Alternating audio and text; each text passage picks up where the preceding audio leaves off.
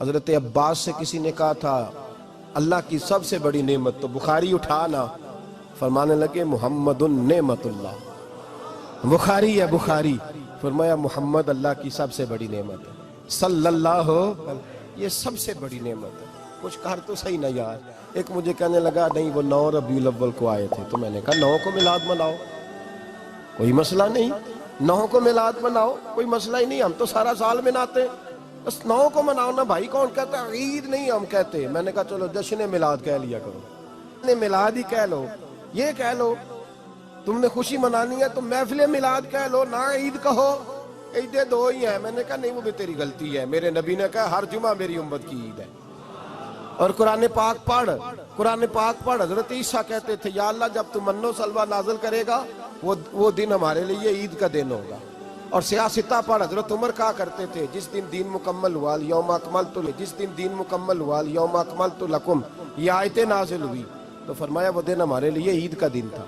یہودی ہمیں کہتے تھے یہ آیتیں ہم پہ آتی تو ہم عید مناتے، یہ بھی تیری غلطی ہے کہ عیدیں 2 ہی ہیں۔ رب جب بھی کسی کو دید کرائے وہ عید کا ہی دن ہوتا ہے، وہ عید کا ہی دن ہوتا ہے بھائی۔ ہمارے لیے سب سے بڑی عید یہ ہے، اس لیے کہ باقی عیدیں اسی عید کا صدقہ ہے صلی اللہ تعالی علیہ۔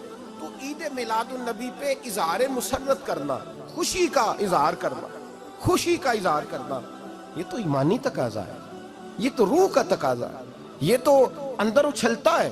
شریعت جتنی ہمیں اجازت دیتی ہے اتنا ہم کرتے ہیں، اور کوئی میلاد کی محفل میں کوئی ایسا کام نہیں ہوتا جو شریعت سے ٹکراتا ہو۔ پہلے کیا ہوتا ہے؟ تلاوت، منع ہے قرآن پڑھنا۔ دوسرا کیا ہوتا ہے؟ اتنا درجہ ہے نعت کا، اب تو نہ نعت پڑھنے والے رہے نہ سننے والے رہے، دونوں میں ہی کمی ہے۔ اور میں اکثر کہتا ہوں نعت پڑھنا اتنا کمال نہیں جتنا سننا کمال ہے۔ سننے والا کوئی ہونا چاہیے، نعت سننا زیادہ معنی رکھتی ہے۔ اس کی وجہ یہ ہے کہ نعت پڑھنا صحابہ کی سنت ہے اور سننا محمد مصطفیٰ کی سنت ہے، اور سننے والے کا درجہ، ہاں تیرا درجہ زیادہ ہے اگر تو سمجھے تو۔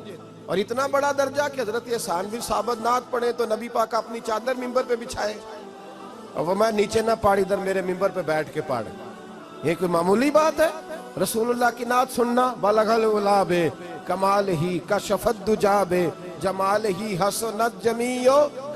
شیخ سعدی کہتے ہیں 3 فقرے لکھے تو چوتھا ہوتا ہی نہیں تھا، میں سو گیا، بڑا پریشان تھا کہ چوتھا فقرہ نہیں بن رہا۔ بلغ العلا بے کمال ہی کشفت دجا بے حسنت جمیع، چوتھا لکھا نہیں جاتا تھا، نیند آ گئی، میری آنکھ لگی تو محبوب کا دیدار ہوا۔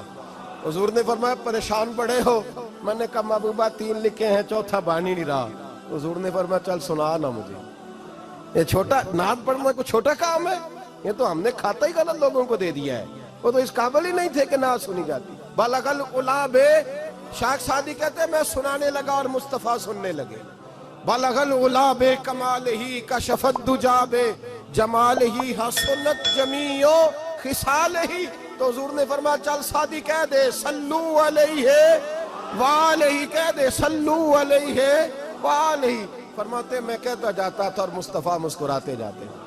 کوئی چھوٹا درجہ ہے نعت تو ایمان ہے، نعت تو طاقت ہے، نعت تو تیری روح کو بیدار کرتی ہے، پر شرط ہے نعت ہو، شرط ہے، شرط یہ تقاضا ہے میں نعت ہو، وہ نہ ہو کہ نعت پڑھے نا۔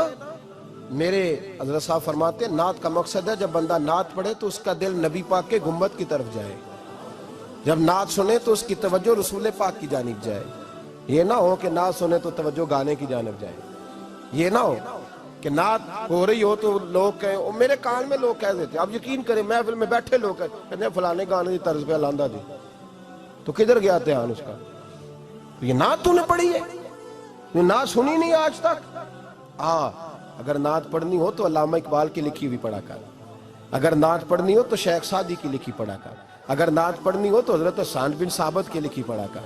اور اگر تیرا دل کرے کہ نعت بھی ہو، جذبات بھی ہو، حسن بھی ہو، علم بھی ہو، عمل بھی ہو، قرآن بھی ہو، حدیث بھی ہو، تو پھر امام محمد رضا فاضل بریلوی کی پڑھا کر، پھر اعلیٰ حضرت کی پڑھا کر، تجھے پتہ چلے چمک تجھ سے پاتے ہیں سب پانے والے، میرا دل بھی چمکا دے چمکانے والے۔ اعلیٰ حضرت کہنے لگے یا رسول اللہ میری سفارش نہ کرو، ڈر لگتا ہے قیامت کی رات بڑی گہری ہے، سفارش نہ کرو اس طرح کرو میرا بازو پکڑو اور جنت تک پہنچا کے آؤ، میرا بازو پکڑو اور جنت تک. کہتے ہیں میں مجرم ہوں آقا مجھے ساتھ لے لو. سونیا نہ ڈر لگتا ہے. وہ بچہ کہتا ہے میں نے نہیں باہر جانا اندھیری رات ہے. ابا جی نال چلو. تو بلا مثال بلا تشبیہ صرف سمجھانے کے لیے، کسی کوئی بڑا ساتھ ہو تو ڈر نہیں لگتا. تو یہ نعت ہے نا، چمک تجھ سے پاتے ہیں سب پانے والے، میرا دل بھی چمکا دے چمکانے والے. کہتے ہیں یا رسول اللہ محشر کی رات بڑی گہری ہے، میں مجرم ہوں آقا مجھے ساتھ لے لو کہ رستے میں ہیں جا بجا تھانے والے. سونیا جرم کر کے آیا اور پکڑا نہ جاؤں کہیں، مہربانی کر مجھے پردوں میں چھپا لے، مجھے مدثر اور مزمل کی چادر کے نیچے کر لے، میں مجرم ہوں آقا مجھے ساتھ لے لو کہ رستے میں ہیں جا بجا تھانے والے. اور پھر تڑپ اٹھے، کہنے لگے کوئی یہ نہ سمجھے وہ چلے گئے، تو زندہ ہے واللہ تو زندہ ہے واللہ، میری چشم عالم سے چھپ جانے والے، میری چشم عالم سے چھپ جانے